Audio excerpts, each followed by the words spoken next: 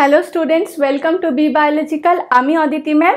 আর তোমরা যারা 2026-এ এইচএস দিচ্ছ, তোমরা সবাই জানো যে তোমাদের সেমিস্টার সিস্টেমে পরীক্ষা হবে। আর ফার্স্ট এবং থার্ড সেমিস্টারে শুধুমাত্র এমসিকিউ টাইপ কোয়েশ্চেন থাকবে। এই অবধি ঠিক আছে। এবারে আমি যেটা বলবো সেটা খুবই গুরুত্বপূর্ণ। যারা যারা পিসিবি মানে physics chemistry biology subject combination হিসেবে নেবে বলে চুজ করেছো, ঠিক করেছো, এবং যারা নিট পরীক্ষা দেবে বলে মনস্থির করে নিয়েছো, তোমাদের জন্য একটা ভীষণ ভীষণ ভালো দিক এই সেমিস্টার সিস্টেমের, সেটা আমি এই ভিডিওতে আলোচনা করব। তার সাথে ড্রব্যাকসটাও আলোচনা করব। তোমাদের এই সিস্টেমে পড়ার জন্য কি কি অসুবিধা হবে সেটাও আমরা দেখব, এবং সাথে এই অসুবিধা থেকে কি করে ওভারকাম করবে, আর একই সাথে বোর্ডের সাথেই তোমরা কি করে নিট পরীক্ষাতেও ভালো রেজাল্ট করতে পারো সেই বিষয়ে আজকে আমি এই ভিডিওতে সম্পূর্ণ ডিটেল গাইড তোমাদেরকে দেব। তো প্রথমেই চলে আসি ফার্স্ট এবং থার্ড সেমিস্টারের, অর্থাৎ ক্লাস 11-এর প্রথম 6 মাস এবং ক্লাস 12-এর প্রথম 6 মাস। এই দুটো ক্ষেত্রেই তোমাদের পরীক্ষা হবে সেপ্টেম্বর মাসে। সেশন শুরু হয়ে যাচ্ছে মে মাস থেকে। এবার এই সেপ্টেম্বরে যে পরীক্ষাটা হবে সেই পরীক্ষাটা হবে কমপ্লিটলি এমসিকিউ টাইপের উপর। এবার এতদিন অবধি এইচএসে এমসিকিউ দেওয়া হতো, কিন্তু সেই এমসিকিউ সবটাই ছিল ডিরেক্ট এমসিকিউ, মানে ডিরেক্ট কোয়েশ্চেন আসতো। এবারে কিন্তু সেই সহজ ব্যাপারটা আর নেই। তোমাদের এই দুটো সেমিস্টারের এমসিকিউর প্যাটার্ন কিন্তু মোরাললেস নিটের মতন হয়ে গেছে। অর্থাৎ আমি যদি ডিটেলে বলি, দেখো তোমাদের নোটিশ অনুযায়ী তোমাদের কি কি টাইপের কোয়েশ্চেন্স আসবে। এক হচ্ছে ডিরেক্ট এমসিকিউ, যেটা এতদিন আসতো সেটা আসবেই, সিম্পল এমসিকিউ যেটাকে বলছে। তার সাথে আর কি কি আসবে সেটাও দেখে নাও। Fill in the blanks type of question, অর্থাৎ শূন্যস্থান পূরণ করো। দ্বিতীয়, অ্যাসারশন রিজন টাইপ কোয়েশ্চেন, অর্থাৎ দাবি এবং কারণ। এই প্রশ্নগুলো এতদিন অবধি কিন্তু নিট পরীক্ষায় আসতো, এতদিন এইচএসে দিত না, কিন্তু এখন নিটেও এখন তোমাকে এইচএসের জন্য পড়তে হবে। এবারে ডায়াগ্রাম বেসড বা চার্ট বেসড কোয়েশ্চেন, ছবি দিয়ে বা চার্ট দিয়ে তোমাকে কোয়েশ্চেন করবে। এগুলোও কিন্তু নিটে প্রশ্ন আসে, কিন্তু এতদিন এইচএসে আসতো না, যেটা এখন ফার্স্ট এবং থার্ড সেমিস্টারে আসবে। Next, rearrangement of sentence. ধরো তোমাকে কোনো সিকোয়েন্স দিল, একটা রিকম্বিনেন্ট ডিএনএ টেকনোলজির স্টেপ 5টা স্টেপে হয়, সেই স্টেপগুলো পরপর না লিখে এলোমেলো করে লিখলো। তোমাকে সিকোয়েন্সে সাজাতে হবে যে কি কি স্টেপসে হচ্ছে। তো সেরকম ধরনের একটা কোয়েশ্চেন থাকে। এটাও এতদিন অবধি নিটে আসতো, কিন্তু এখন এইচএসেও থাকবে।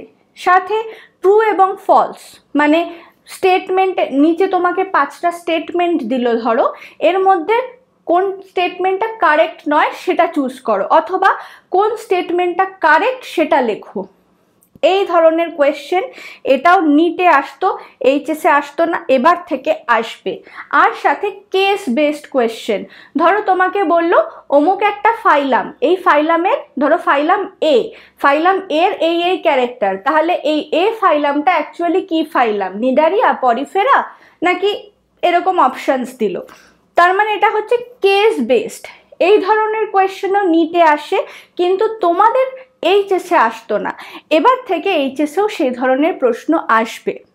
তার মানে কি হচ্ছে, তোমাদের ফার্স্ট এবং থার্ড সেমিস্টার এইখানে যা যা সিলেবাস রয়েছে সেটাকে তোমাদেরকে আলাদা করে নিটের জন্য পড়তে হবে বা এইচএসের জন্য পড়তে হবে তা কিন্তু আর রইল না।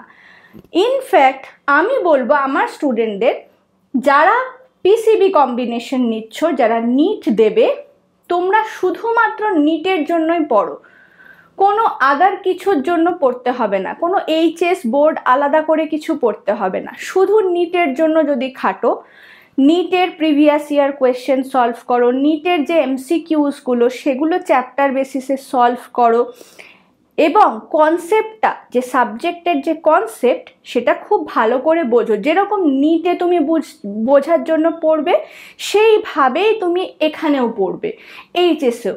তোমরা মনে করো যে তোমাদের নেক্সট সেপ্টেম্বরে নিট পরীক্ষা আছে। এই যে 10টা, প্রথমে আমি বায়োলজির ক্ষেত্রে বলছি, বায়োলজিতে 10টা সাবজেক্ট আছে, বায়োলজিতে 10টা চ্যাপ্টার আছে, সেই 10টা চ্যাপ্টার মনে করো তুমি নিটের জন্য পড়ছো এবং সেপ্টেম্বরে তোমার নিটের পরীক্ষা, সেই বুঝে নিটের প্রিপারেশন নিয়ে যদি তুমি এইচএসের পরীক্ষাটা দাও, এক কি হচ্ছে, তোমাকে নিটের জন্য আলাদা করে পড়তে হচ্ছে না, তুমি অলরেডি নিটের জন্যই প্রিপারেশন নিচ্ছ। সেকেন্ডলি, যেহেতু নিটের স্ট্যান্ডার্ডে তুমি পড়ছো, তাই জন্য এইচএসে তোমার রেজাল্ট ভালো হতে বাধ্য। এবার এইচএসে ধরো তোমার নাম্বারটা হচ্ছে 35, তুমি এটাকে 3টে ভাগে ভাগ করো, 10, 15 আর 10। প্রথম 10 নাম্বার খুব সোজা প্রশ্ন আসে, লাস্টের 10 নাম্বার খুব কঠিন প্রশ্ন দেবে, আর মাঝের যে 15 নাম্বার সেটা একটা মিডিয়কার মডারেট লেভেলের কোয়েশ্চেন থাকবে। এবার কি হবে, তোমরা যদি নিটের লেভেলে প্রিপারেশনটা নাও না, তাহলে তোমরা ইজি যে 10 নাম্বার সেটা ইজিলি পাবে, মডারেটের যে 15 নাম্বার সেটাও তোমরা ইজিলি পেরে যাবে, আর লাস্টের যে 10 নাম্বার যেটা কঠিন প্রশ্ন আসে, যেটা ভালো স্টুডেন্টদের জন্য প্রশ্নটা দেওয়া হয় যাতে স্কোরটা তাদের ভালো হয়, যারা বেশি ভালো করে পড়াশোনা করে তাদের ওই 10 নাম্বারের মধ্যেই কিন্তু র্যাঙ্কটা হাই হয়ে যায়। এবার সেই 10 নাম্বারের জন্য কিন্তু তোমরা প্রিপেয়ার হয়ে যাবে, কারণ তোমরা এইচএসের কথা ভেবে, বোর্ডের কথা ভেবে ফাঁকি মেরে পড়ছো না, তোমরা এমনভাবে পড়ছো যে তোমাদের সেপ্টেম্বরে নিট। তাই সেই 35 নাম্বারটা তোমরা খুব ভালোভাবে ফার্স্ট এবং থার্ড সেমিস্টারে কিন্তু অ্যাচিভ করতে পারবে। তাই এটা একটা দুর্দান্ত সুযোগ এবং খুব ভালো সিস্টেম। কিন্তু আছে, নেক্সট যে সেমিস্টার দুটো, সেকেন্ড সেমিস্টার আর ফোর্থ সেমিস্টার, এই দুটোতে কিন্তু খুব ইম্পর্টেন্ট অনেক চ্যাপ্টার্স আছে। যেরকম ধরো সেকেন্ড সেমিস্টারে photosynthesis, respiration, locomotion, digestion, breathing, excretion, neural control, hormone, এই সবগুলো থেকে কিন্তু নিটে ভালো রকম প্রশ্ন আসে। আবার ফোর্থ সেমিস্টারের ক্ষেত্রে যদি বলি, biotechnology, human health and disease, biodiversity, এগুলো থেকেও কিন্তু নিটে বেশ ভালো রকম প্রশ্ন আসে। কিন্তু এই সেমিস্টারগুলোতে তোমাদের কোনো এমসিকিউ টাইপ প্রশ্ন থাকবে না, তোমাদের কি থাকবে, একটা হচ্ছে এসএকিউ মানে শর্ট আনসার টাইপ কোয়েশ্চেন, আরেকটা হচ্ছে ডেসক্রিপটিভ কোয়েশ্চেন যেটা তোমাদের লং আনসার টাইপ কোয়েশ্চেন। এবারে নিট পরীক্ষায় তো না শর্ট আনসার টাইপ কোয়েশ্চেন আসে, না লং আনসার টাইপ কোয়েশ্চেন আসে। এই পরীক্ষাটা তো হবে একদম শেষের দিকে, মার্চ মাসে। তাহলে এই যে টপিকগুলো, এই টপিকগুলোতে কি তোমরা নিটের জন্য প্রিপারেশন নিতে পারবে না? এটা কিন্তু একটা বিশাল সমস্যা। এবার আমি আমার স্টুডেন্টদেরকে যেটা বলি, আমি সব তোমাদেরকেও সেটাই সাজেস্ট করব। দেখো, শর্ট আনসার টাইপ কোয়েশ্চেনে কিন্তু তোমাদের খুব খাটতে হবে এরকম কিছু নয়। তোমরা যদি এমসিকিউ প্র্যাকটিসটা বন্ধ না করো, নিটের লেভেলেই পড়াশোনা করো, এমসিকিউ করছো, প্রিভিয়াস ইয়ার কোয়েশ্চেন সলভ করছো, অ্যাসারশন রিজন কোয়েশ্চেনও করছো, ফিল ইন দ্য ব্ল্যাঙ্ক, মানে যা যা তুমি ফার্স্ট আর থার্ড সেমিস্টারে করেছো, সেই সেম প্যাটার্নের কোয়েশ্চেনগুলো যদি এই এমসিকিউগুলো এখানেও প্র্যাকটিস করো, তোমরা কিন্তু automatically short answer type question দেওয়ার জন্য প্রিপেয়ার হয়ে যাবে। তার জন্য তোমাকে আলাদা করে কিন্তু খাটতে হবে না। এবারে যেটা লং আনসার টাইপ, সেখানে একটা তোমরা ট্রিক্স করবে। তোমরা প্রথমেই লং আনসার টাইপ, ধরো 6 মাসের তো একটা সেশন হচ্ছে তোমাদের, নভেম্বর থেকে ফেব্রুয়ারি অবধি মার্চ মাসে পরীক্ষা। এবার নভেম্বর থেকে তোমরা জানুয়ারি অবধি যা যা পড়বে, সেগুলোর কি কি লং আনসার টাইপ কোয়েশ্চেন হয়, একটা টপিক, একটা চ্যাপ্টারের মধ্যে সব পরপর লিখতে থাকবে। মানে তুমি শুধু কোয়েশ্চেনগুলো লিখছো, সাথে তুমি কিন্তু কনসেপ্টগুলো পড়ছো, এমন নয় যে তুমি পড়াশোনা করছো না, অবশ্যই পড়াশোনা করছো, কিন্তু সাথে তুমি এমসিকিউ প্র্যাকটিস করছো। তাতে কি হবে, তুমি শর্ট আনসার টাইপ কোয়েশ্চেন দেওয়ার জন্য তৈরি হয়ে যাবে। এদিকে লং আনসার টাইপ কোয়েশ্চেনের জন্য তুমি কোয়েশ্চেনগুলো রেডি করছো আগে, প্রত্যেকটা চ্যাপ্টারে ধরে ধরে কোয়েশ্চেন রেডি করছো। 20টা, কোনো চ্যাপ্টারে হচ্ছে 20টা প্রশ্ন, কোনো চ্যাপ্টারে 30টা, কোনো চ্যাপ্টারে 50টা প্রশ্নও হতে পারে। এবার সমস্ত প্রশ্ন রেডি করে তুমি লাস্ট মান্থে মানে ফেব্রুয়ারি মাসে ধরে তুমি সেইগুলোর লং আনসার টাইপ বা ডেসক্রিপটিভ টাইপ যে কোয়েশ্চেন হয়, সেগুলো লেখা প্র্যাকটিস করো।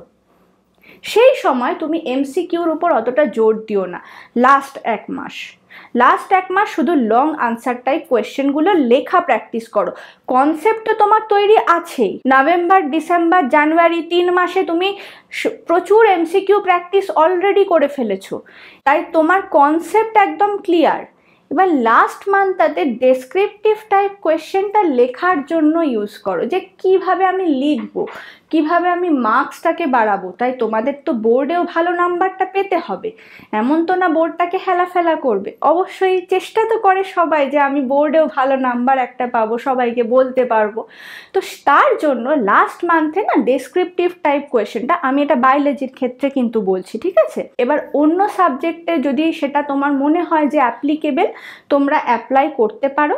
কিন্তু যেহেতু আমি এখন অন্য সাবজেক্টগুলোর উপর অতটা চর্চায় নেই, হ্যাঁ আমার টিচার্সদের থেকে যতটা শুনি সেই অনুযায়ী আমি কথা বলতে পারবো। কিন্তু বায়োলজির ক্ষেত্রে আমি তোমাকে বলতে পারি যে লাস্ট মান্থে তুমি যদি ডেসক্রিপটিভ টাইপ আনসারগুলো লেখার চেষ্টা প্র্যাকটিস করো, তাহলে তুমি ইজিলি এইচএসে ভালো রেজাল্ট কিন্তু করতে পারবে। তার ফলে কি হবে, তোমার নিটের জন্য কোনো অসুবিধা হচ্ছে না। তুমি যে পিছিয়ে পড়ছো, এই যে টপিকগুলো যেগুলো সেকেন্ড আর ফোর্থ সেমিস্টারে রয়েছে, সেগুলোর জন্য তুমি নিটে খাটতে পারছো না, নিটের জন্য সময় বার করতে পারছো না, এরকমটাও হবে না। কারণ তুমি এমসিকিউ প্র্যাকটিস করলে শর্ট আনসার টাইপ কোয়েশ্চেন তোমার এমনিই হয়ে যাচ্ছে। আর যেহেতু তুমি তোমার মাথায় যখন তুমি পড়ছো, তোমার মাথায় কোয়েশ্চেন রেডি, বড় প্রশ্নগুলো কি আসতে পারে সেই কোয়েশ্চেনটা তোমার কাছে ছাপা রেডি। তুমি পড়ছো আর ভাবছো যে হ্যাঁ এটা থেকে এরকম একটা বড় প্রশ্ন আসতে পারে, চট করে লিখে নিচ্ছ। সেগুলো তোমার কাছে মাথায় মাইন্ডে কিন্তু রেডি, প্র্যাকটিস করা হয়নি। সেই প্র্যাকটিসটা তুমি লাস্ট মান্থে করবে, যেটা ধরো ফেব্রুয়ারি মান্থে পরীক্ষার আগে 1 মাস তুমি ভালো করে লেখা প্র্যাকটিস করবে, ব্যাস তোমার এইচএসেও ভালো রেজাল্ট হলো। আর তারপরে নিটে যখন ফাইনালি তোমার মার্চে পরীক্ষা শেষ হয়ে যাবে, এপ্রিলে যে সময়টা পাবে, সেই সময়টা সমস্ত কিছু খুব ভালো করে যদি তুমি রিভাইজ করো, তাহলে তোমার অটোমেটিক্যালি রেজাল্টটা ভালো আসবে। নিটের জন্য তুমি প্রিপেয়ার ছিলেই, কারণ এতদিন রেজাল্ট ভালো আসতে বাধ্য। তুমি গোটা 2 বছর ধরে নিটের জন্যই পরিশ্রম করছো, আলাদা করে এইচএসের জন্য তো করছো না, নিটের জন্যই করছো, তার থেকেই তুমি এইচএসে ভালো রেজাল্ট করে ফেলছো। তো এই স্ট্র্যাটেজিটা তোমরা যারা 2026-এর ব্যাচ, তোমরা ফলো করতে পারো। তোমাদের জন্য এটা ভীষণ ভীষণ ভালো সুখবর, কারণ তোমাদের নিটের হাফ সিলেবাস, ফার্স্ট সেমিস্টার আর থার্ড সেমিস্টারে যা আছে নিটের হাফ সিলেবাস তোমরা এইচএসের মতন করে না, নিটে যেরকম পড়ে সেইভাবেই তোমরা পড়ছো। কিন্তু হ্যাঁ আগে থেকে বলবো, যারা নিট পরীক্ষা দিতে চলেছো তারা 11টা প্লিজ ফাঁকি মেরো না, তাহলে কিন্তু তোমাদের ওখানে গিয়ে খুব মানে 2026-এ গিয়ে যখন তুমি আলটিমেটলি নিট পরীক্ষা দিতে বসবে, তখন খুব অসুবিধা হবে। তাই 11-এর যে ফার্স্ট সেমিস্টার, সেকেন্ড সেমিস্টার, এই দুটো সেমিস্টারে একটু কষ্ট করে ভালো করে পড়াশোনা করো। কারণ তোমরা যদি ভালো রেজাল্ট করো, তখনই আমার সার্থকতা, আমার ভালো লাগবে যে আমার ভিডিও দেখে ইন্সপিরেশন নিয়ে আমার টেকনিক ফলো করে তোমরা ভালো রেজাল্ট করেছো, এটাতেই আমার সার্থকতা, আর তো কিছু নেই। আর তোমরা যখন এসে এসে কমেন্টে বলবে ম্যাম থ্যাংক ইউ ম্যাম, আপনার এই টেকনিক ফলো করে বা আপনার ক্লাসগুলো করে আমি ভালো রেজাল্ট করেছি, আমি নিটে র্যাঙ্ক করেছি, সেটাই আমার কাছে অনেক বড় পাওনা। জানি তোমরা রেজাল্টের জন্য উদ্গ্রীব হয়ে আছো, নিশ্চয়ই সবার রেজাল্ট ভালো হবে আর নিজের পছন্দের সাবজেক্ট পড়তে পারবে, আর আমার চ্যানেলে বারবার ঘুরে আসবে। দেখা হবে আবার পরবর্তীকালে এরকমই কোনো একটা গুরুত্বপূর্ণ ভিডিওতে। ততক্ষণ খুব ভালো থেকো।